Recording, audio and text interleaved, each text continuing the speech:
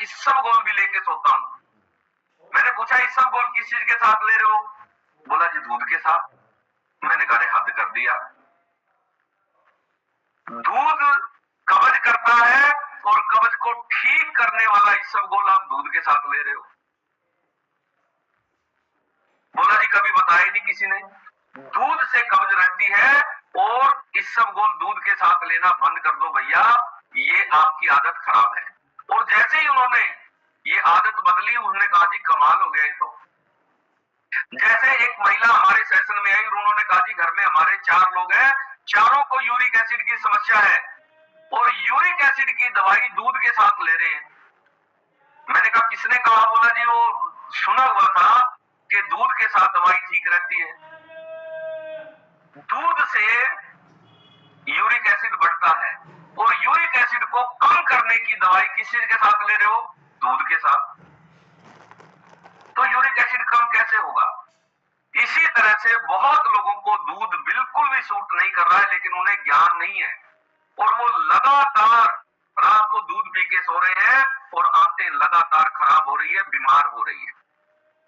रात को आप पानी पी के सोना शुरू कर दें, आप आएंगे, आप सुबह बहुत फ्रेश उठोगे, सुबह उठते ही पेट साफ होगा और एक बार में ही पेट साफ होना शुरू हो जाएगा। क्योंकि आपको लगता है दूध डाइजेशन में आसान है, दूध सबसे मुश्किल पचने वाले आहार है।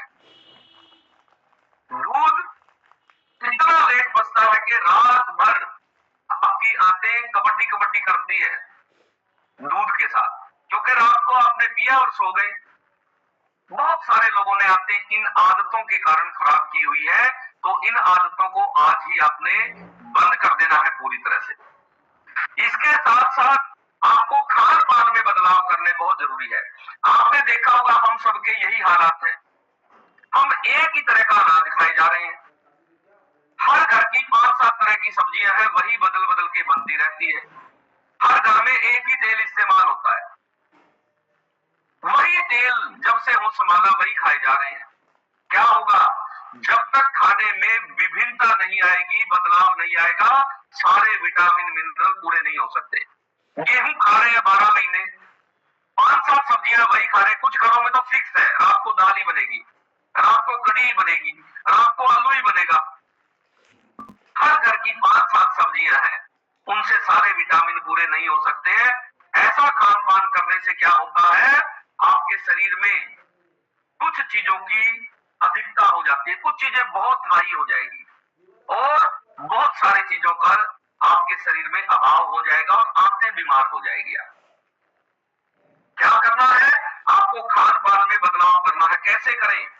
जैसे एक हफ्ता आप अनाज मुक्त रहना शुरू कर दें, महीने में एक हफ्ता आप नोट कर लें कि इस संडे से और अगले संडे तक मैं कोई अनाज नहीं लूंगी, और आप उसके बाद देखेंगे आपकी आंतों की समस्या ठीक होनी शुरू होगी, क्योंकि आपने लगातार एक ही तरह का खाना खिला खिला के आंतों को बीमार कर दिया है।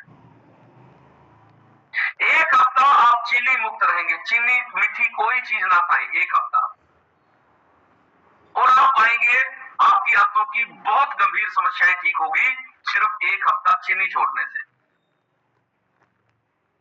अगले हफ्ते आप नमक मुक्त हो जाएं, एक हफ्ता नमक कुछ नहीं खाएंगे, नमकीन कुछ भी नहीं लेंगे,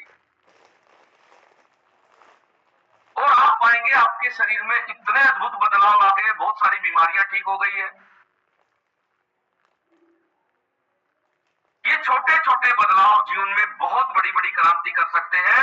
इसके अलावा आप 7 दिनों तक तेल घी बिल्कुल बंद कर दें, कोई चिकनाई की चीज ना लें, और जिनको भी लीवर की परेशानी है, जिनको आंतों की परेशानी, वो 1 महीने इस प्रयोग को करें। कोई भी तली हुई चीज, भुनी हुई चीज 1 हफ्ते के लिए या 1 महीने के लिए आप बंद कर दें, दूरी बना लें। और आप कहोगे जो बीमारी डॉक्टर ने कही थी कि ये तो लाइलाज है जी, आपकी कभी ठीक नहीं हो सकती, और परहेज से आपकी वो चीज ठीक हो जाएगी। आजकल परहेज हमारी जो पीढ़ी है वो भूल ही गई है, और हमारे बुजुर्ग हमेशा ये कहते रहे हैं कि इलाज से परहेज बेहतर होता है। इलाज करने से अच्छा है आप परहेज कर लो, और परहेज से भी बहुत सारी बीमारियां आपकी ठीक हो सकती है। आजकल ना तो डॉक्टर ज्ञान है। कोई भी दिक्कत होगी डॉक्टर के पास जाएंगे, दवाई ले आए, बस वो कहेगा ये लेते रहो बस। पहले डॉक्टर फिर भी परहेज बता देते थे कि भैया तला हुआ नहीं खाना है, ये नहीं खाना, ये सब्जी नहीं खानी है, दलिया खाना, ये खाना। आजकल बताते नहीं है कोई, क्योंकि इतना टाइम ही नहीं है डॉक्टर के पास।